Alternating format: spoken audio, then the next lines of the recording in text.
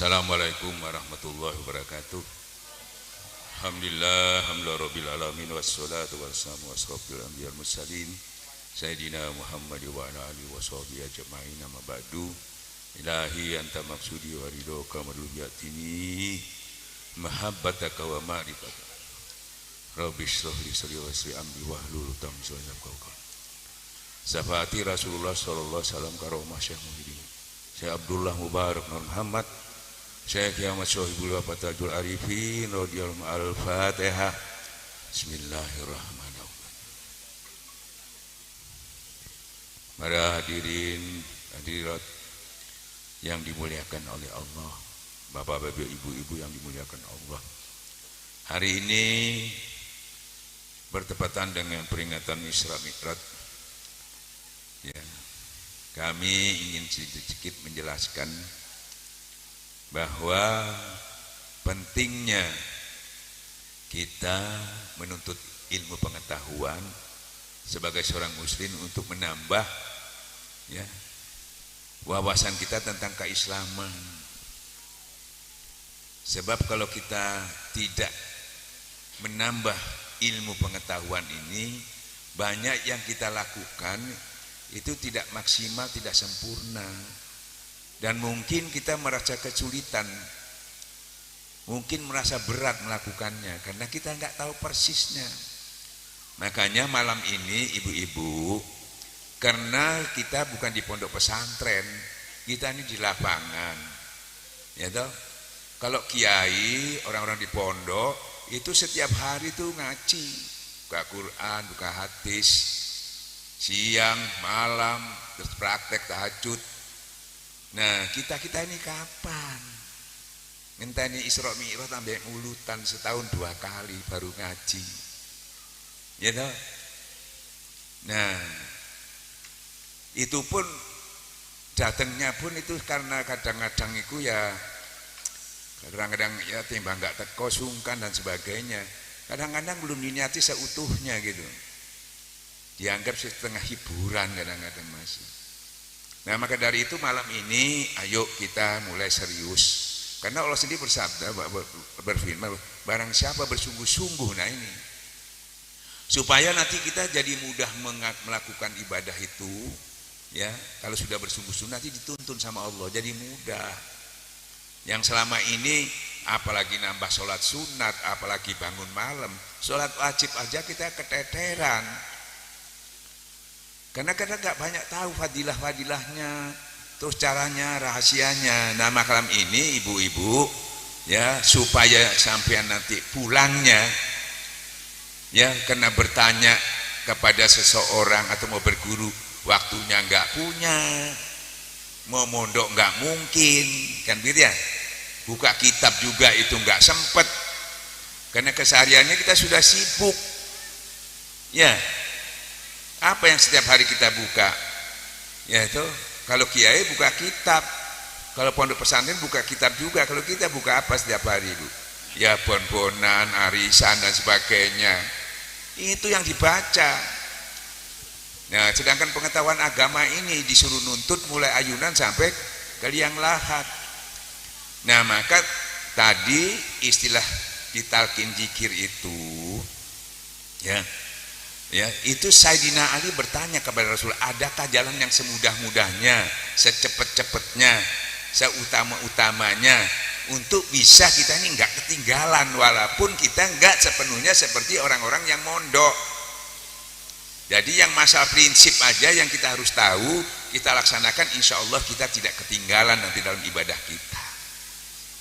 Nah, maka dari itu malam ini harapan saya supaya sampai tidak tanya lagi bagaimana sholat khusyuk. Sementara ini kita cuma dihimbau bagaimana iman supaya kuat, dihimbau aja. Saudara-saudara harus kuat imannya, gitu cae. Ibu-ibu harus ikhlas, gitu cae. Gitu cae. Saudara-saudara, ibu-ibu harus cinta kepada Allah, ngoten terus, boleh wis mbo wis.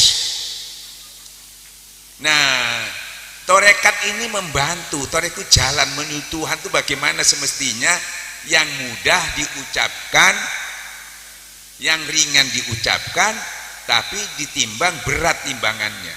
Nah tadi itu salah satu alatnya zikir itu tadi ya, alatnya untuk mempermudah semuanya yang diperintah Allah tadi. Nah mudahnya bagaimana ya? Pertama-tama selama ini kita hanya diberi pengetahuan, diberikan proses atau diperintahkan sholat, puasa, zakat, haji diperintahkan. Padahal dalam perintah itu pengetahuan kita kurang. Sudah dilakukan saja, dilaksanakannya, kadang-kadang nggak dapat apa-apa. Karena melakukannya mungkin ya sudah baik syariatnya, tetapi niatnya ini sering salah. Masih timbul ria ibadahnya, kan gitu ya, masih kepingin dipuji. Nah masih merasa merasa yang ibadahnya bagus, merasa alim, rusak semua juga. Padahal sudah melakukan ibadah masih rusak, nggak jadi apa, tertipu. Salah satunya yang rusak itu kenapa? Kan disebutkan di dalam Quran kan gitu ya. Nah kita disuruh ya ibadah itu tadi, terutama ibadah tadi yang diandalkan itu ya toh. Jadi ibadah itu yang diandalkan utama itu sholat. Kalau sholat itu baik, nanti di akhirat yang lain tidak diperiksa lagi. Nah selama ini apa sudah baik? Baik itu kayak apa? Nah di dalam Al-Quran disebutkan ada orang-orang Badui itu mengaku beriman dan dia sudah melakukan sholat, puasa, zakat, sudah dilakukan semua. Tapi kata Allah imannya belum menyentuh. Nah karena imannya belum menyentuh, dia belum beriman melaksanakan sholat, puasa, zakat, haji, tapi imannya belum. Hasilnya bagaimana? Ibadahnya jalan, maksiatnya juga jalan, habis kan eman. Ternyata kebanyakan kekurangannya mulai orang awam sampai kiai pun banyak yang kurang perhatikan kada pembenahan iman tauhid itu kurang, hanya dihimbau saja. Loh masa kiai sudah ulama besar itu masih kurang imannya? Menurut kita kalau sudah dia hafal Quran, dia sudah sholat, puasa, zakat, haji, itu sudah beriman. Belum tentu, karena ada di dalam Qurannya disebutkan ada orang Badui datang kepada Rasulullah, saya sudah beriman. Rasulullah sudah nggak tahu persis kalau dia disampaikan oleh malaikat, katakan Muhammad iman belum menyentuh kepada dia. Terus apa dia sholat, dia masih berislam ya, masih tunduk ya, sholat puasa. Selama ini mindset berpikir kita kalau ada orang itu sholat puasa zakat haji pasti kita mengatakan beriman, padahal itu masih berislam, imannya belum. Maka kata Allah suruh sempurnakan supaya yang dilakukan itu tidak sia-sia. Nah malam ini ayo kita perbaiki, jangan sampai apa yang kita lakukan itu sia-sia ya Bu ya. Nah tadi sudah diberikan alatnya, tetapi ibarat sampai diberi senjata ini ampuh, tapi cara makainya bagaimana? Nah ini kadang-kadang kita diberi senjata bagus, kadang-kadang diberi mobil bagus, tapi tidak tahu caranya, kan tidak bisa. Nah maka tadi diajarkan kan gitu, dan lagi diberikan senjata sudah tahu caranya, butuh lagi menembaknya itu supaya tepat perlu latihan. Nah makanya butuh riadoh gitu. Nah jadi ibu-ibu, harapan saya bapak-bapak supaya sampai nanti nggak bingung lagi, bertanya dijawab tidak bisa mewujudkan, bertanya dijawab tidak bisa mewujudkannya. Maka dari itu malam ini saya mau sampaikan ya, pertama sholat aja, satu aja sholat dulu. Ibu-ibu coba didengar ya, Jadi sampai nanti pulang ini nggak sia-sia, sebab pengajian ini jarang sampai dengar, biar di pengajian umum jarang. Strategi dakwah ini, strategi ibadah ini harus tahu gitu, terutama sholat ini satu aja yang jadi masalah. Hampir-hampir orang sholat itu untuk mencapai khusyuk itu kesulitan, ya Bu ya. Nah, jadi banyak orang masih pura-pura khusyuk, makanya diperiksa sekarang betul-betul khusyuk apa enggak.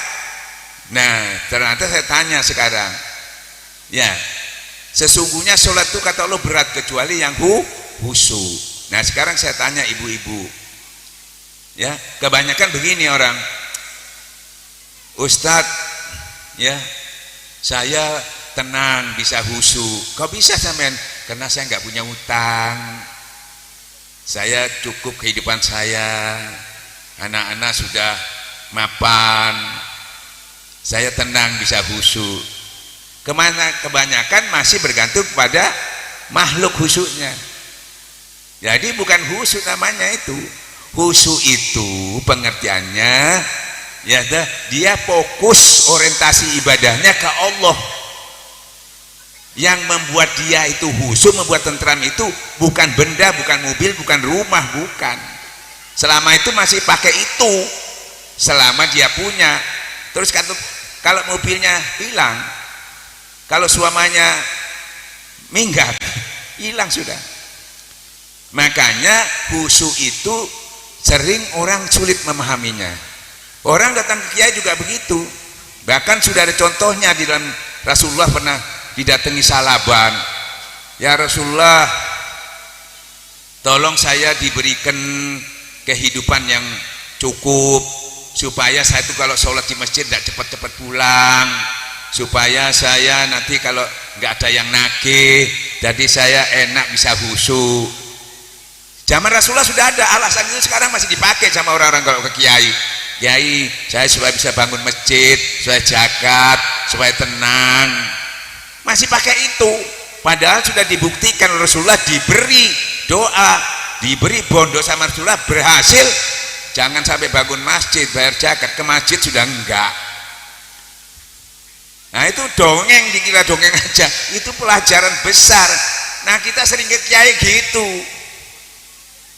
Lah wong yang enggak punya, enggak diwajibkan bayar zakat, kok pusing. Yang pusing itu yang disuruh, yang kaya itu bayar zakatnya, itu yang pusing itu yang punya uang.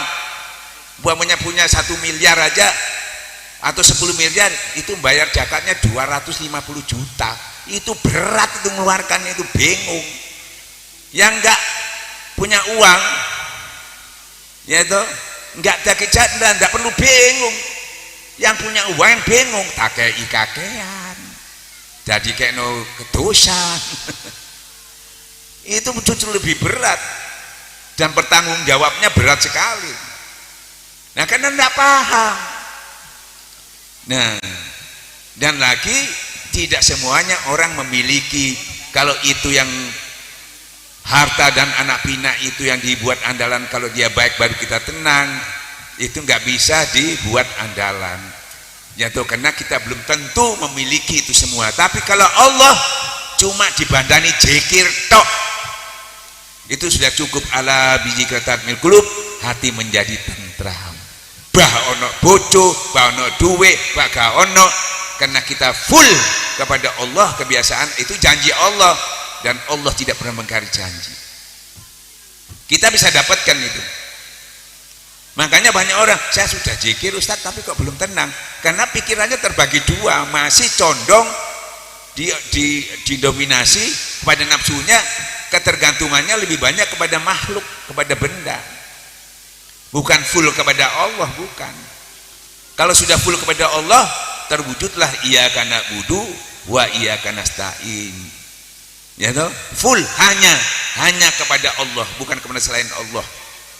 Maka baru dapat ihdinas, dapat ihdinas jalan orang-orang yang diberi nikmat. Jadi nikmatnya itu dari zikir. Lah kita zikirnya pada umumnya bukan ke sana, zikirnya kembali lagi ke dunia. orientasinya ke dunia bukan ke Allah, makanya nggak didapat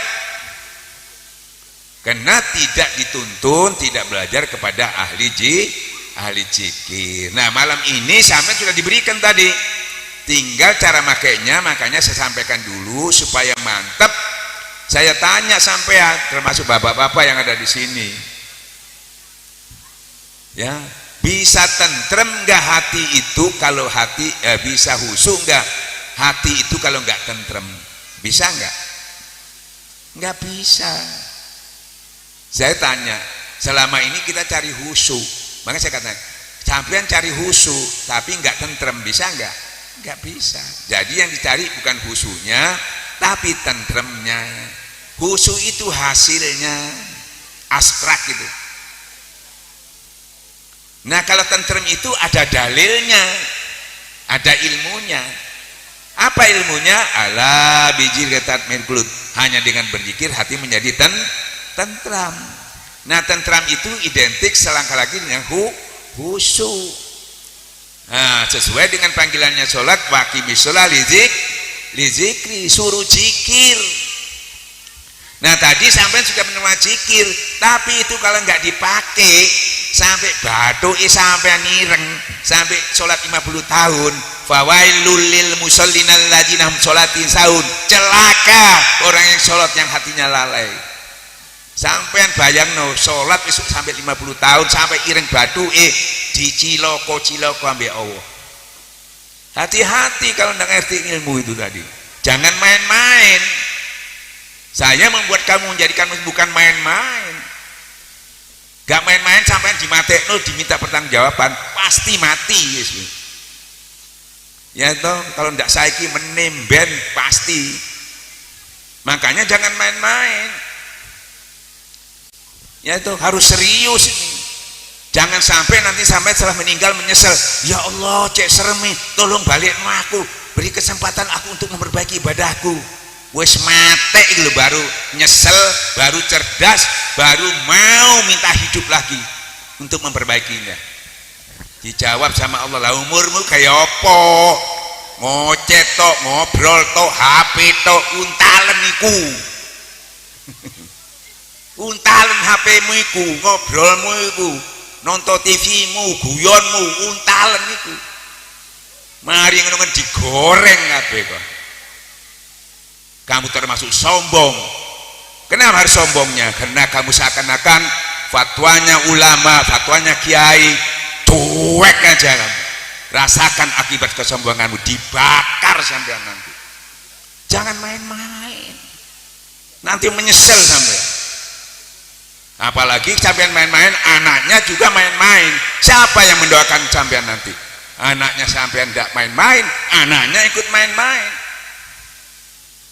Satu aja sholat ini aja belum selesai kita, coba.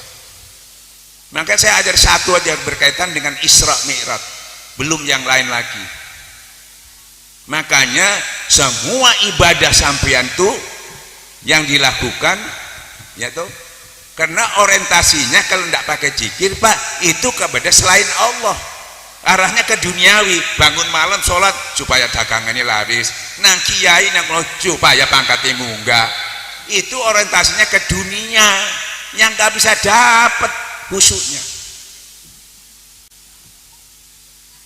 Biar sampean lakukan itu, sampean orientasi semuanya itu tidak ada hasilnya. Dapat dunia tapi akhirat sampean tidak dapat apa-apa. Maka sangat penting kita itu ngaji. Nah, coba sampean tak kasih secara mudah logikanya. Sampean kalau punya teko Bapak ya, teko itu isinya kopi, bisa enggak keluar teh? Enggak bisa. Tapi sampean kepingin keluarnya teh, enggak bisa. Ya kopi, enggak bisa keluar susu, enggak bisa keluar teh, enggak bisa keluar air putih, enggak bisa. Biar dalilnya tahu sampean enggak bisa. Begitu juga hati kita ini, kalau isinya ya la tulhikum amwalikum wala auladukum dzikrillah, bukan zikir isinya, harta dan anak pinak sampean di dalam ini penuh, mau tidur anakku, istriku, bangun tidur terus berpuluh-puluh tahun itu ikut tok isine hati ini. Sampean sholat masih wis diuri kau khusyuk sampai kiamat gak iso. Karena yang di dalam anak hartan bina, yang keluar Allahu Akbar, anake sing metu, bojone sing metu, anake dunyane sing metu. Makanya tadi dirubah, dibersihkan oleh zikir. Jadi sepenuhnya duduk kita, berdiri kita, berbaring zikir terus, isinya semua zikir. Keluarnya pasti Allahu Akbar, langsung ilahi anta makjika Allah. Ini yang penting, ini ngaji ini gampang.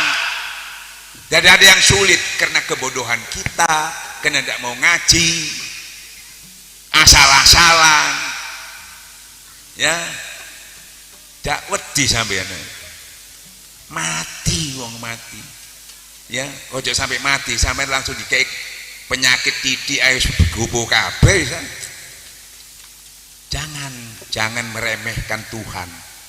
Jangan sok-sok seakan-akan sudah cukup. Hati-hati. Sholat satu ini aja belum selesai saya pengen, apalagi ngaji. Yang diminta Allah itu 2. Kan gitu ya. Makanya torekat itu bantu. Ya toh imannya diperbaiki dulu kalau ditorekat itu. Bukan ilmu dulu. Ilmu tanpa iman ya tuh rusak. Sampai tak kayak wiritan ya rojak soge tanpa iman rusak, duit pasti gak maksiat. Makanya toreka itu mulai dari dasar. Ibarat pembangunan rumah itu dari pondasi dulu. Makanya tadi diberikan jadidu imanakum bikasroti la ilaha, utuhkan dulu imannya yang berantakan itu. Sekaligus maintenance-nya tiap kita sholat kita baca kalimat la ilaha illallah, la ilaha illallah. Tadi sudah diajarkan. Kita disuruh memperbanyak kalimat la ilaha. Kapan sampai akeh maca la ilaha illallah? Wong ahli sunnah ku maca la ilaha illallah ngenteni wong mati tok macane akeh. Nek kan wong mati ya enggak. Gak ono tahlilan yang enggak. Padahal itu untuk menguatkan iman. Sekali sementenennya setiap sholat kita ucapkan. Membersihkan tauhid juga gitu. Ismu zatnya yang tadi dikir yang di dalam itu membersihkan tauhidnya. Jadi bukan dihimbau, langsung ada dalilnya, langsung diamalkan. Barang siapa mengamalkan yang dia ketahui, nanti ditambah sama Allah yang nggak tahu. Yang nggak tahu itu apa? Ya toh, kalau di ilmu torekat itu bukan ditambah ilmunya, ditambah keyakinannya, ditambah khusyuknya, ditambah semangatnya, ditambah istiqomahnya. Itu yang ditambah. Nah, jadi imannya dibentuk. Kalau sudah imannya dibentuk, kata Allah dalam Quran, disebut nama Allah aja sudah nyambung, udah bergetar. Dengar adzan, cepat-cepat ke masjid, cepat-cepat sholat. Nah, itu berarti imannya bergetar, sudah nyambung. Ini dengar adzan, dengar orang ngaji, cuek aja. Kalau dengar dangdut baru goyang bergetar semua. Sak kiai-kiai ini melo joget wake saiki. Melo joget-joget kabeh, tak kiai dak apa di kiai sing dian joget kabeh. Ate pakaian jilbab kabeh joget kabeh. Me ono adzan gak bergerak blas. Tandanya itu iman sampean lemah. Makanya torekat ini membantu itu. Utuhkan iman dengan memperbanyak kalimat, bukan himbauan lagi. Imannya kuat, tauhidnya bersih, baru ilmu masuk. Disampaikan ayat-ayat Allah, bertambah-tambah imannya, bertambah-tambah ilmunya. Inilah imannya turun. Tauhid itu dikasih ilmu, ngaji kitab iki kitab iki. Orientasinya akhirnya apa? Moco kitab gaya ilmu pengetahuan toh. Kalau katanya Gutur terus iso moco, iso dongeng, iso nulis, bakal sengsara, tapi enggak bisa mengamalkannya. Padahal tadi sebutkan dalam Al-Quran itu kapan kamu itu orang beriman serius mendekatkan diri kepada Allah.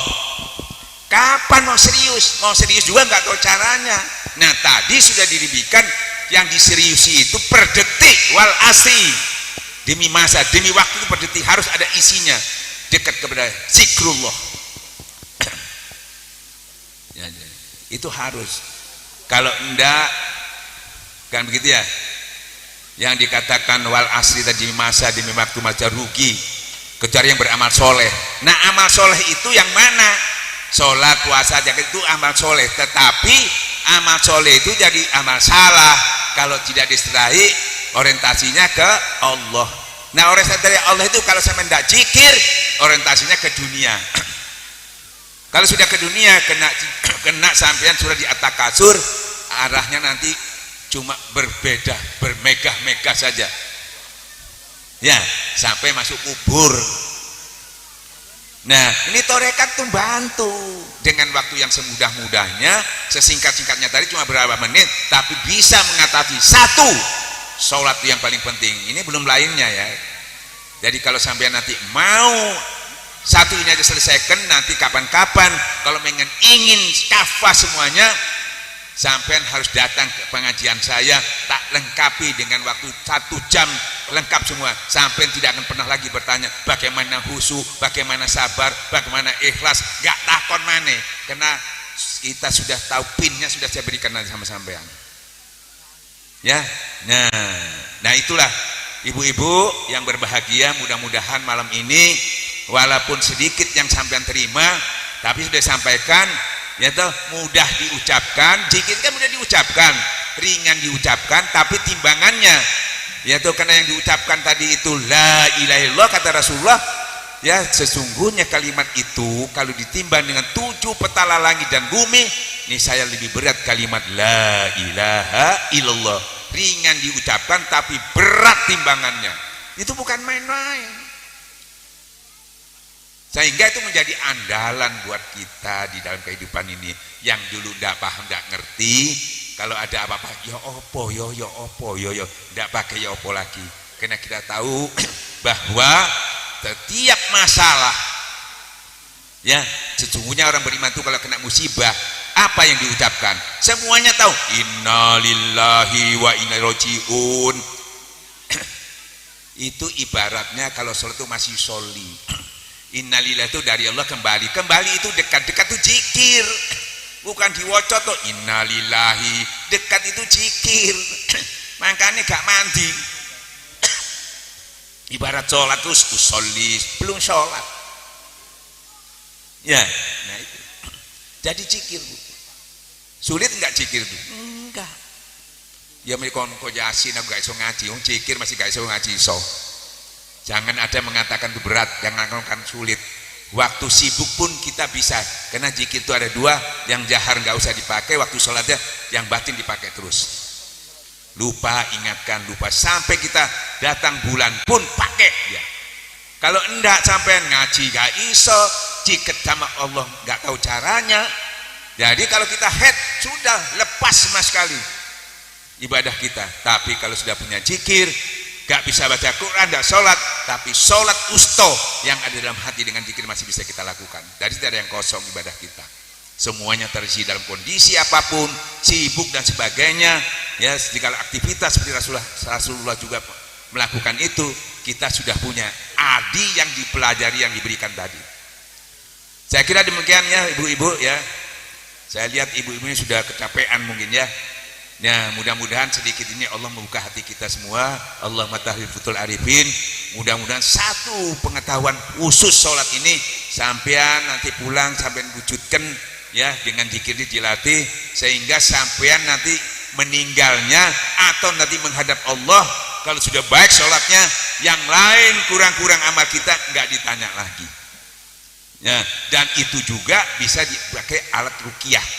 Jadi sampean kalau bermasalah dengan ada gangguan ya toh, entah itu kena jin, entah itu diganggu orang ya toh, dikirimi jin, dengan zikir itu insya Allah nggak bisa. Dan mati kita pun ya, biar nggak ditunggoni, biar nggak dituntun, nggak masalah. Dengan zikir itu kita pakai insya Allah husnul timah. Karena belum tentu kalau kita koma mau dituntun bisa nggak bisa. Makanya jangan main-main, ini pelajaran ini luar biasa. Sampai ndak ngetekno kitab sampai 1 jilid sampai 10, cuma berapa detik aja tadi. Nah, jangan dianggap murah, jangan dianggap biasa. Gitu. Nah, maka dari itu mudah-mudahan dari kekurangan kita tadi, kelemahan kita, Allah membukakan hati kita untuk bisa memperbaiki ibadah kita. Ternyata kurangnya bukan kurang ilmu, bukan kurang melakukan ibadah, tapi kurang dekat kepada Allah, kurangnya. Makanya kalau ada ulama tengkar, bukan kurang ilmu, kurang dekat. Masa ulama kurang ilmu nih? Gak mungkin. Kurang dekatnya iya. Nah makanya tarekat itu membantu. Wong Imam Ghazali aja sudah jadi ulama besar. Ya bingung. Ternyata diperiksa bukan kurang ilmu, kurang dekat sama Allah. Saya kira demikian. Ibu-ibu, mudah-mudahan ibu tidak menyia-nyiakan apa yang diberikan ini tadi, ya toh, karena ini sangat penting untuk menolong kekurangan kita. Dan barang siapa tidak mau melakukannya, sesudah dia mendengar dan menerima, dia akan bertanggung jawab di hadapan Allah. Karena pengetahuan ini yang kita sudah sampaikan, ya, dan itu menjadi alat untuk kita lebih dekat kepada Allah, menyempurnakan ibadah kita. Kalau sampean tidak melaksanakannya, ya toh, maka disitulah nanti sampai akan menerima akibat daripada apa yang sampai lakukan. Wabillahi taufiq wal hidayah. Assalamualaikum warahmatullahi wabarakatuh.